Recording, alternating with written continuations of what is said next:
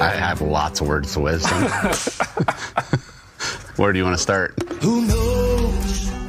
I might wind up on the cover of a Rolling Stone. Your 24th season of racing. I think a lot of the guys and girls you're racing against now weren't even born when you started. Does it feel like 24 years, though? No, because I'm having a good time. The passion I have. I mean, if anybody's ever listened to my radio, I can be pretty passionate. Thank you. Thanks, Finger, you clown. The dumbest I've ever seen inside. Unbelievable. The minute I lose that, I need to stop. Thanks again for making me feel old. You always seem to do that. I'm here to remind you. Thank you.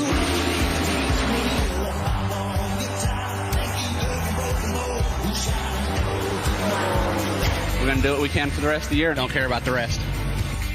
He's the last guy on that bubble, and if one of these other guys find victory lane, he's going to be on the outside looking in. 2 races to go. You guys are in that final playoff position spot. How do you view the hunt to get back into the playoffs and keep the streak alive? If it's meant to be, it'll be. I mean, I've said that for years, racing for championship. If it's meant to be, it'll be. I know that the group of guys, and I can do it. I think I talked to you before Pocono last year. That was the cutoff at the time, and you had a similar mindset. If you said if we don't get in, it's because we didn't perform during the season. Do you feel like you performed better during the season to the point where you should be in the playoffs? Absolutely. You go back to your second points at Austin, 4 points out of the points lead, got wrecked by our teammate. Martinsville had electrical problem, ball joint break at St. Louis and was running 6th and finished 28. Give me 2 of those back, but you know what? That'd be easy then. So right. You got to get your back against the wall. He's going to figure it out. This slump's going to go away. We know Matt can drive, and they're going to get back to victory lane. Well, Matt Crafton's not going to be real happy with that big block. And when you're a veteran like Matt Crafton, who wouldn't do that back in the day, it really makes you hot. How do you view the respect right now you see on the track in the Truck Series? Oop. That was good enough. It's pathetic. They've done for me in my career. I don't know what he's mad about. He's old man, so whatever. They would just rather run into you than try to be methodical about passing you. I just hit them. Now just flat hit them. Do you see that as your way of teaching in a sense? Yes, that's exactly the way I feel is teaching them. You're not going to wreck him the first time. You're going to give him 1, but I was going to let him know, don't do it. And I'm just going to knock the crap out of you when you do. And I think was after that you called yourself an old elephant, saying you don't forget or something like that. I got a memory. I know which ones that I got one in my memory bank for. You do not have to play nice. Don't take that man. You've accomplished so much in your career. What's left for you to check off? Win another championship, at least be able to tie Hornaday so I can get him off my back and then go, now I got one more than you. At the end of the day, like perfect world, win 5 championships. Just win more races. Yep. Just be competitive. I still got the fire in the belly. I know I can do it, and we will prove it. About the Truck Series and standings or anything else without talking about the boss man himself. Going for win number 100. There's 99 in the books right now. We've covered it all season. Kyle says he is tired of talking about it. Everybody back in the shop, though, they put a lot of effort into getting this truck ready. This will be Kyle's last time behind the wheel of the number 51 this season. He says right now he can't think about that. It's all about going forward. They led the practice session. They had the most speed. They've gotten back to that setup. And now it's time to go Drivers, forward. Start your engines!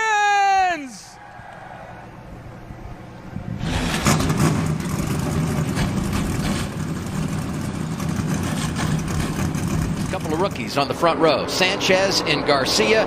Green flag is out. We're racing in the Poconos. I was going to say, kind of a slow start on the front row, and you could see what resulted. Guys in the back bumping into one another. Hopefully no damage. I saw Stephen Parsons swing wide. Look at the dive to the bottom for Hocevar. As you look at those drivers. Oh, and there's a hard hit. Tanner Gray. First caution of the day. You're going to get loose down there. And that's exactly, nice job by Ankrum hanging on, but he's going to have a little damage. Man, you just feel terrible for Tanner because it's just such a great truck, and he wanted it so badly, knows he's got to win. And we talked about him being 24 points below the cut line coming in, needing a good run here. It's almost going to be a must-win for him now next week at Richmond. When you look at all those drivers, you don't know what their fate will be today. But you look at the number of drivers between him in a playoff spot and how tight things are. Seems pretty obvious now. He's going to have to win it. Gray has been released from the Infield Care Center, free of any physical injuries. But you think about the mental aspect. What do you now take with you to Richmond? Yeah, I mean, we're going to a place that I'm not very good at and a must-win. So I just want to apologize to my guys. They brought a fast truck, and I destroyed it early on. And, not racing very smart. So feel really stupid, and yeah, just not what we needed to do here today. But proud of everybody from Tricom for bringing fast trucks. I just need to do a better job. I feel like I've made a lot of dumb mistakes all year to even put us in the position that we're in, and then to do that at a race that is a race that you must run well at is pretty bad. So just need to figure something out on my end. But yeah, proud of everybody from Tricon, Toyota. Appreciate everybody that supports me. Just need to do a better job. To the 11th spot.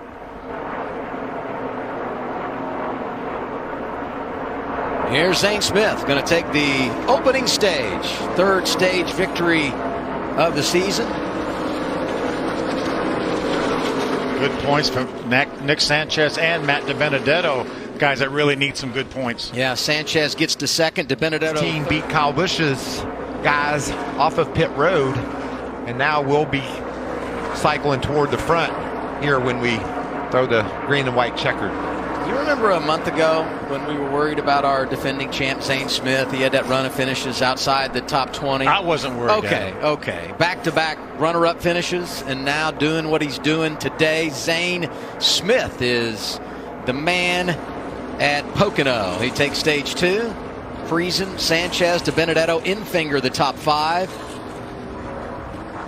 Crafton back to the top 10, gets a stage point. Crafton gets a stage point. He pitted back on lap number 5 on that first caution. This is fun, isn't it? The bar makes it 3 wide, he squeezes up. And we've got trouble. Oh no, Stuart Friesen's involved. Caution. Look at Matt number Crafton. 5. Matt Crafton, that bright yellow truck slips through there nicely. And Sanchez was back there after the earlier spin. I believe was able to get woed down and avoid any problems. Stephen Parsons into the outside wall. Yeah, was having a solid day up in the top 20, racing with some really good trucks. Zane Smith, stage 1, stage 2. Kaz up the middle there in the blue truck, and then he just pulls up. Didn't know he was 3 wide, maybe, possibly, but mistake. Oh. See, late there, Ross got into the crippled number 52 of Stuart Friesen. Yeah, don't know whether he just chased it up the hill or moved up the hill. But it looked like he just moved up the hill, maybe thinking he could squeeze his way up, and certainly. And it's chaos. You can see right here. These trucks were not able to see after the initial truck started spinning and created so much smoke. There's another view. Kligerman, Kaz hard into the outside wall. Zane gets in the Kaz. Stefan gets in the Zane. Austin Hill gets involved with the 7 truck. He gets together with Stefan after the fact. Look at that bright yellow truck, keeping his playoff hopes alive. Matt Crafton threaded his way through the chaos. Flag ends the race. Corey Heim in front of Kyle Busch and the rookie Taylor Gray. Taylor Gray's coming.